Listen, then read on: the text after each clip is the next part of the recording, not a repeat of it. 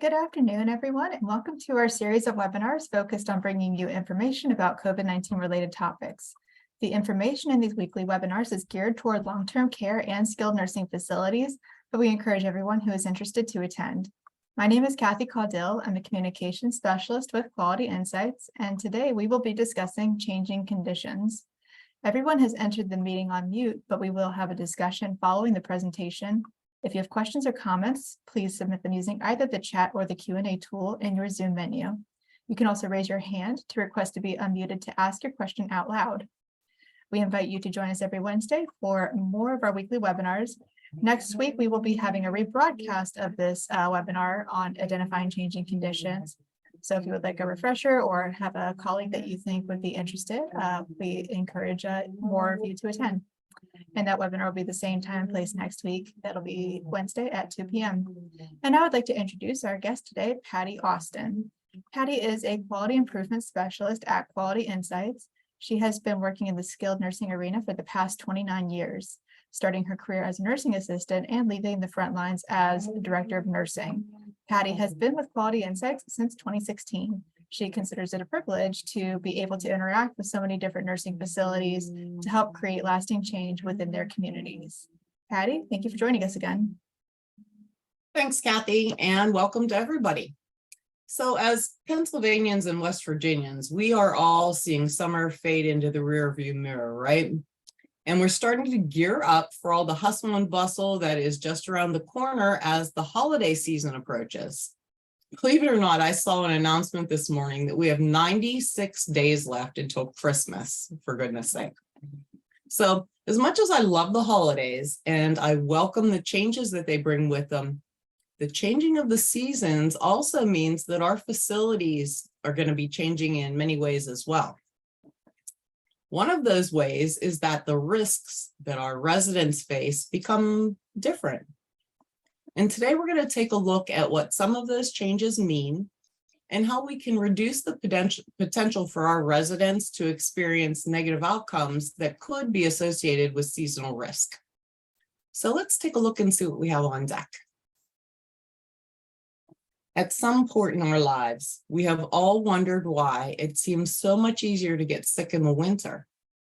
Most of us have grown up hearing things like bundle up or you're going to catch a cold.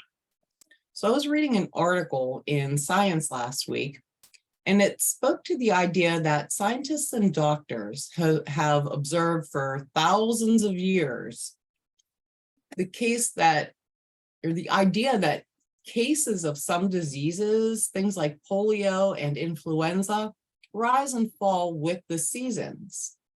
But exactly why that happens is still a little bit of a mystery.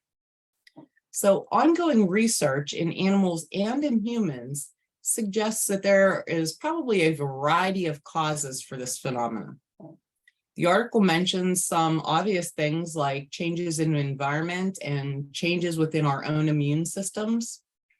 But even having read the article a couple of times, for me, the picture remains a little bit unclear.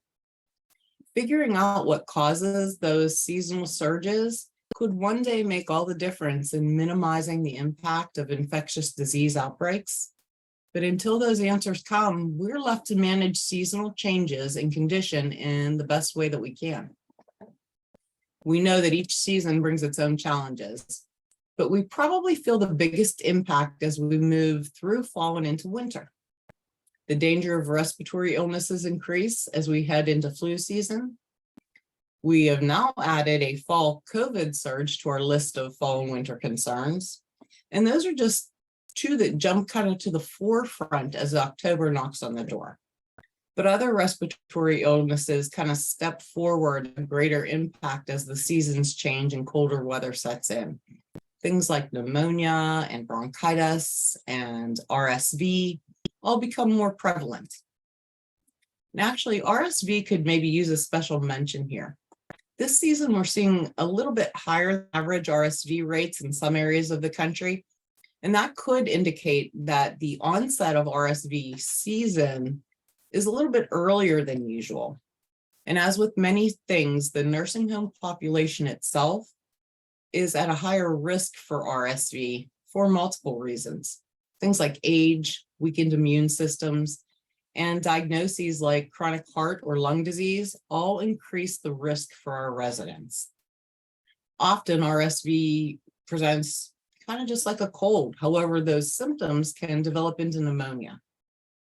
RSV can also worsen conditions like asthma, COPD, and CHF. So it's well worth making sure that RSV is on your radar as we move forward into these colder months. So what is it about the changing of the seasons that gives us flu, COVID, and RSV seasons? What about the changing weather brings those seasons on? We know that cases of all of those diseases occur all year long. Flu doesn't wait until October 1st until it infects someone, and COVID doesn't disappear in April. But we can see with our own eyes that cases do spike during the colder months. The thought is that these illnesses thrive as we move into colder months for a number of reasons. First, we have the very obvious. People are spending more time indoors and often gathering in groups indoors.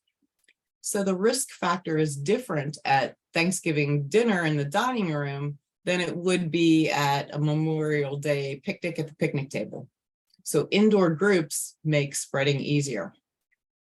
Then we have the idea that colder temperatures actually dry the air, and that dry air can dehydrate your mucous membranes. Mucous membranes are one of our body's natural defense systems in preventing illness. And when they become dehydrated, our body's ability to defend itself also weakens. Then we have the idea that viruses are preserved in colder temperatures longer due to a slower decomposition rate. So if the virus is decomposing slower, it's also living on surfaces, on exposed surfaces longer. But really, regardless of the why, respiratory illness time is here. And these illnesses present complicating factors beyond the illness itself. Consider the flu that develops into pneumonia, and pneumonia then moves into sepsis.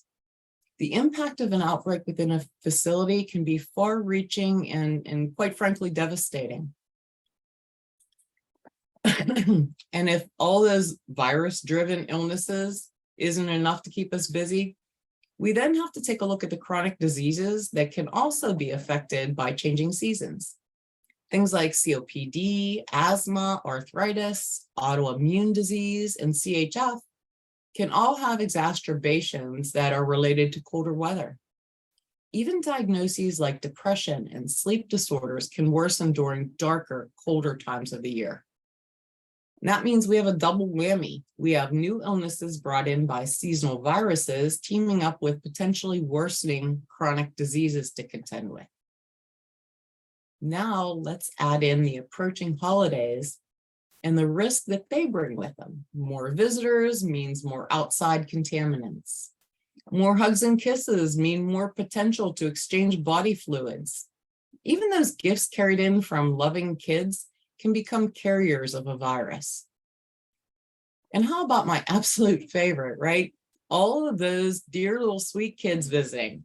Young kids that might lack our awareness of the need for good hand washing practices and cough etiquette, they too are risk factors. So our double whammy really becomes a trifecta that without diligent management can easily lead to avoidable rehospitalizations and negative outcomes for our residents. When we look, oops, I think I jumped ahead here. No, I didn't. When we look at the OIG top diagnoses for nursing home hospitalizations, we can see that we've already talked about 5 of the top 7. Sepsis, COPD, asthma, pneumonia, and CHF are all impacted by changing seasons and are all at the top of the rehospitalization diagnoses list. The risk is there, not just on paper, but in real life. So you know what? Let's just call the whole thing off. We can't stop the cold from coming, so let's just button up our doors and our windows and hunker down till spring. If the Grinch can do it, we can do it too. Let's be done with the whole thing, right? Of course not. None of the things that we're talking about now are new to us. We're actually coming into our fourth COVID fall. And for the very first time, we're beginning to hear whispers of an ending pandemic and moving into the endemic phase. We've seen more than our share of respiratory illness and chronic disease exacerbations over the last few years. We know how to handle these things. In fact, I'm going to venture to say that we are really better prepared now than we were 5 years ago to manage the threats that winter brings with it. Our infection control practices have never been stronger. Our ability to monitor our facilities has been bolstered in ways we could have only guessed at 5 years ago. And even our communities are educated and prepared to play their part in what we need to do. We are ready for this. We simply have to do one thing. That one thing is control those things that are within our power to control. First, we have to continue to make sure that we're educating and providing vaccination opportunities to our residents and our staff. Vaccination remains a vital piece to preventing widespread illness. Part of our vaccination efforts might be to move to normalize the idea of getting your seasonal vaccines. 5 years ago, no one thought twice about getting their flu shot. It was just something we did. We understood that we might still get the flu, but that the effects of the flu wouldn't be as severe as if we had not gotten our shot. This time of year is perfect for revitalizing your vaccination efforts and moving away from the kind of emergency approach of the past few years and resuming the it's that time of year again approach that's been successful for us in the past. Now's also the time to double down on your surveillance of infection control practices. Those infection control measures that can sometimes be easily taken for granted are really the best defense we have against viruses that want to invade our facilities. Probably the most important point for today is that despite our very best efforts, people will become sick. Chronic conditions are going to undergo flare-ups. Viruses are going to make an appearance. We can't control that with 100% efficiency. We know this. So what do we do when we know that we're at risk? We look for those early signs that we've been waiting for to finally make an appearance. We don't wait until we're sure they have a CHF exacerbation. We notify of those small changes early so that we can take early action and prevent the event that could lead to a trip to the hospital.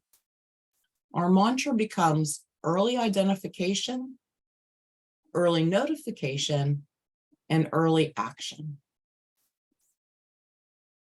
So let's talk about a diagnosis most likely to lead to the worst possible outcome for our residents: sepsis. For me, the words sepsis and insidious go hand in hand. A simple skin tear, a mild UTI, a little cough, or maybe some sniffles, any infection at all can result in sepsis. Sepsis is simply the body's extreme reaction to an infection. Our residents are all at high risk for any infection to result in sepsis. Our population is generally over the age of 65. Many, if not most, are chronically ill or immunocompromised. Often we have residents who have a history of sepsis, making them more prone to another episode. And of course, any recent hospitalization or severe illness increases the potential for someone to develop sepsis. Dr. Storm, our medical director, did a wonderful presentation earlier this month on reducing hospital readmissions, and I have shamelessly stolen this quote from her slides. Because symptoms and signs are non-specific in older patients, especially those with multiple comorbidities or cognitive impairment, virtually any acute changing condition could represent possible sepsis due to infection. Truer words were never spoken, right? Little sniffles resulting in sepsis, those are the things that nightmares are made of, right? And that leads us right back to identifying those acute changes early, notifying the physician early, and acting early to prevent those little changes from having catastrophic outcomes. The first thing we need to do to identify those early changes is to empower those people who are closest to the resident. They need to feel empowered to speak up when the little changes are noted. People like nursing assistants, dietary aides, housekeepers, and of course our family members are those people who will know the resident better. You're going to know the resident better than your infection control nurse will, the nursing supervisor, the DON, or even the physician. So it's our responsibility to give those individuals the voice they need to communicate the changes to the people who can take the steps to assess and then act when needed. One great way to do this is to utilize a combination of the stop and watch tool and the CUSP process. Making these methods of communication the expectation will serve to empower those who have the insight into our residents to really make an impact. If you're not familiar with these tools, please let us know and we'll be happy to discuss them in further detail because they can really benefit you in your efforts to keep people well. Next, we have another nugget from Dr. Storm's call on the 6th. If you haven't had a chance to watch that session, I really highly recommend you jump onto My Quality Insights and give it a look. It has some really insightful information that can help us all prevent those avoidable hospitalizations. That being said, let's talk for a minute about vital signs. First, how confident are you that the vital signs taken by your staff are accurate? This is a great opportunity to do a couple of things that is going to increase your confidence and also increase the reliability of the information your hands-on caregivers are providing you with. You might consider doing competencies on obtaining vital signs. But really, before you do that, you need to determine what exactly is it that you consider a vital sign. For me, any data that is gathered and expected to be at a baseline rate can qualify as a vital sign. So, of course, you would consider competencies on blood pressures, pulses, respirations, and temperatures. But what about things like pulse oxes and pain ratings, or weights, maybe meal percentages? It is a fantastic time of the year to move your staff through ensuring that they are able to complete those expected functions correctly so that the information that is being used by your staff and by the attending physicians to make life-changing decisions is accurate. That said, the data that your staff is collecting is only going to be as good as the equipment used to collect it. So now is also a really good time to make sure that all of your equipment is calibrated as it's recommended to be, and that it is on a routine schedule to maintain that accurate calibration. Then we have maybe my favorite, the 100, 100, 100 rule. Once we know our equipment and those who are using our equipment are performing as they need to be, anytime that a temperature goes above 100, a blood pressure falls below 100, or a pulse rate rises above 100, should raise a red flag for your staff that prompts notification and a request for an assessment for possible sepsis. What I love about this is how easy it is for everyone to remember. 100, 100, 100. Temp above 100, BP below 100, and pulse above 100. A truly simple way to highlight a possible indicator of sepsis. As we get ready to close for the day, take a minute and imagine how sad it would be if we had taken that Grinch approach and hid our facilities away from the threats that winter brings with it. And you know, we really don't have to imagine. We can simply remember that first pandemic year. That was the year of the Christmas that wasn't. Now that we're on more sure footing, We need to remain vigilant and control what we can control. We need to increase the frequency of our assessments and report even those minor changes to our nursing staff and to our physicians. We have to have the confidence to request that hands-on assessment when sepsis is suspected. Communicating using the SBAR method and really hearing the voices of our front line will help standardize the information that we do communicate. And remember our mantra: early identification, early notification, and early action. These fundamental things can help us prevent many of the avoidable hospitalizations and negative outcomes that the winter wind might blow in.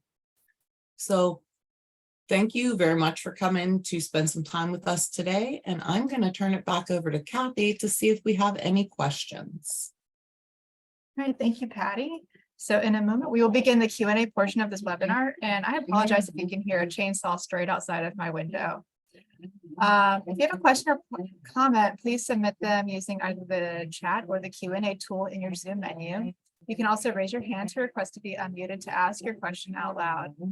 I'd again like to invite everyone to next week's webinar, which will be a rebroadcast of today's webinar with a live Q&A. And if you'd like to rewatch today's webinar or have a colleague who would benefit from seeing today's discussion, we encourage you to invite them. That webinar will be next Wednesday at 2 p.m. We also invite you to bring your questions to our virtual live chats every Tuesday and Thursday at noon. Deborah Wright or one of our other quality improvement specialists will be there to answer your questions on topics such as quality improvement initiatives, infection control, or MDS coding. And you can find the links to those live chats and our webinars our webinars in the newsletter that we send out every Friday called the Last Minute Lowdown. And if you don't think you are receiving that newsletter, but you would like to get it, you can contact me at caudill@qualityinsights.org and I will get you on that list. And I'll drop my email in the chat shortly, along with Patty's email in case you need to get in touch with her. And let's see, I don't see any questions in the chat or the Q&A so far. I just put my email and Patty's in the chat. Patty's email is also up there on the screen. Let's see, we can take another moment. Patty, is there anything else you would like to add while we take a moment to see if anybody has a question to send us? I think the one area that I would have liked to take in more time to expand on is that stop and watch and cuss process for our frontline caregivers. They are really the people who are best positioned to notify those early indicators of a change in condition. And if we can develop strong communication techniques with those individuals, that's when we're really going to be able to have the impact that we're looking for in intervening early and catching things before they move in a direction that we don't want them to go in. We've done a number of educational sessions related to those two tools. All of your quality improvement specialists are very well versed in helping you to implement those techniques. So if it is something that you have an interest in and aren't quite sure how to approach that, please let us know and we will be more than happy to assist you with that. All right, thank you, Patty. We have one comment that says that they really like the 100, 100, 100 rule. Yeah. Thank you for your comment. And since it doesn't seem that there are any questions, I can go ahead and wrap us up. You know what? Let me jump in one more second, Kathy. Yeah. The person that likes that 100, 100, 100 rule, watch Dr. Storm's video from September 6th. It is such a great presentation, and it'll go into a little bit more detail about that particular rule and also has some other pretty cool things and touches on subjects related to multiple factors that can increase the risk for hospitalizations. So well worth your time checking out. I'm glad you liked it. Nice and easy to remember. Thanks, Patty. And I will be emailing everyone later this week with the presentation slides and the link to this recording. And I will also include a link to the recording for Dr. Storm's webinar for anyone who wants to go and watch that. Okay, so I think we're ready to wrap up. I don't see any other questions. Before we sign off, I'd like to ask everyone here to please answer a short evaluation of today's webinar. It is anonymous and will show as a pop-up as soon as the webinar ends. And if you have a couple minutes to fill that out, we would appreciate it. Patty, thank you for joining us today and for this great presentation. And we thank all of you for joining us, and we hope to see you again.